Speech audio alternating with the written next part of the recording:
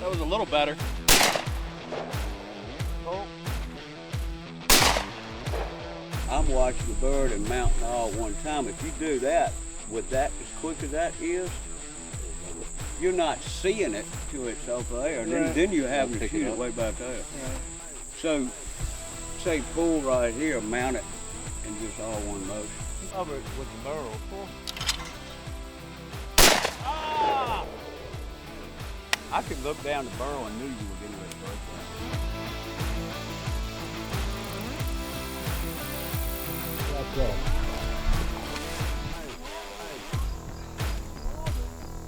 He was so big he straightened the hook out. Good job. Thanks. Oh, it was awesome. I just want to thank this guy, Tim King here, for teaching me how to catch a catfish, and also we caught an 84 pounder, which is the biggest fish I ever caught.